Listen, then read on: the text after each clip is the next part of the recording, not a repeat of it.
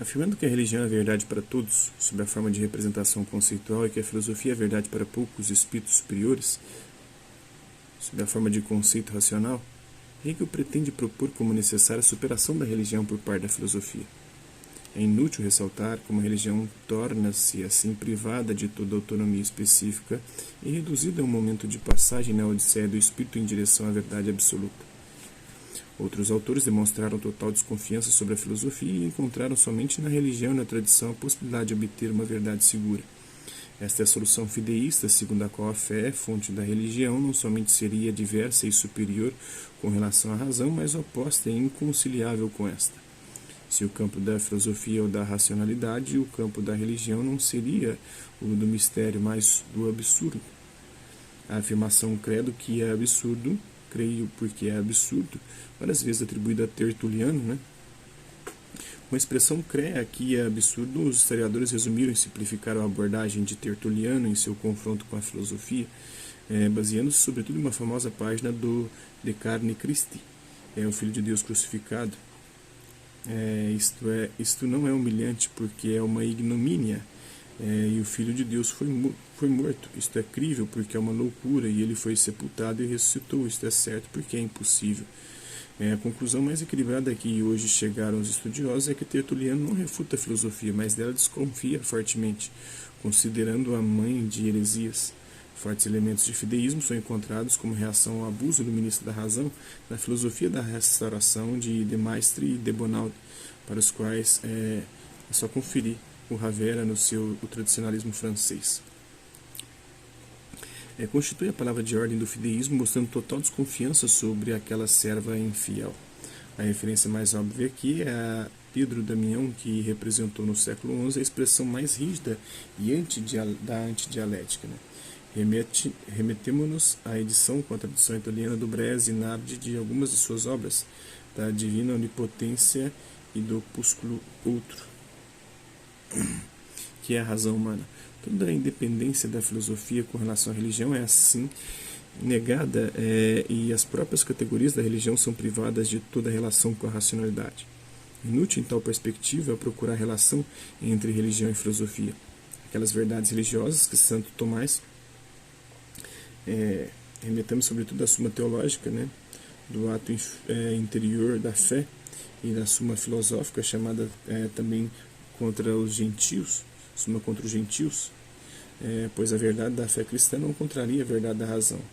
As duas sumas estão traduzidas em italiano, a teológica pela Salani, e a filosófica, ou contra os gentios, pela Sei. E no Brasil também tem essas traduções, alguns trechos na obra dos Pensadores. Definiu como supra-racionais e que o cardeal Newman, J.H. Newman, a maior figura do catolicismo inglês do século passado, condensou a sua problemática sobretudo na gramática do consenso, escrita em 1870, na verdade do século XIX, com o título de Filosofia da Religião. O seu nome está ligado também às discussões sobre a chamada evolução do dogma, o desenvolvimento da doutrina cristã. Chamará de não racionais, mas razoáveis na hipótese fideísta, tornam-se meras afirmações irracionais, privadas de toda credibilidade, senão a de uma fé cega. O mistério, que é o campo natural da verdade religiosa, é reduzido ao absurdo, e a fé mesma perde todo o fundamento, tornando-se simples salto no escuro. Tanto a solução intelectualista quanto a fideísta não conseguem resolver adequadamente o problema das relações entre religião e filosofia. Limitam-se a contrapor as duas atividades, eliminando uma na outra. O intelectualismo propõe uma filosofia sem religião e o fideísmo oferece uma religião sem filosofia.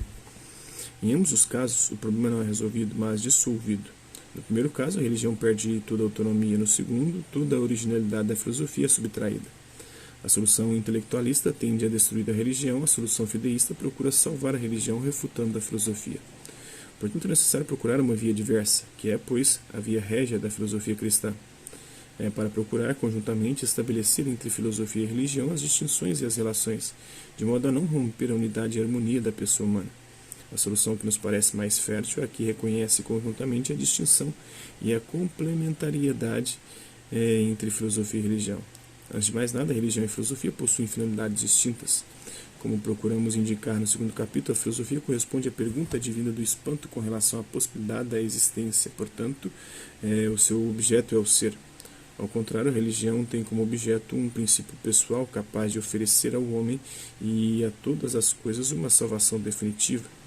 A finalidade da filosofia é cognoscitiva, a finalidade da religião é salvífica e escatológica. A ampla reavaliação da finalidade escatológica da religião foi feita por Lazzarini, de quem recordamos algumas obras, né, como A Situação Humana e O Senso da História do Tempo, e valor e religião no horizonte existencial, e a forma do saber e a mensagem da intenção, da mesma editora. A extraordinária riqueza da posição de Lazzarini encontra um limite preciso na refutação de uma formulação teorética do problema religioso. Nisto, ele depende estritamente das correntes do pragmatismo religioso surgida no início do século XX. Uma segunda diferença está no método, né? O método da filosofia é racional. O filósofo, ao menos assim se espera, serve-se da razão, dela não podendo prescindir. O método da religião, ao contrário, é diverso. A religião tem seu ponto de partida no dado objetivo da revelação, ao qual o homem responde com o empenho subjetivo da fé.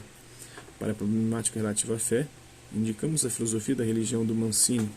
É muito útil também, pela rica bibliografia correlacionada, o conhecimento da fé de Dunas. Então é isso aí, espero que vocês tenham gostado do vídeo. Quem curtiu, dá um like, quem não curtiu, dá um dislike. Hasta lá, até a próxima.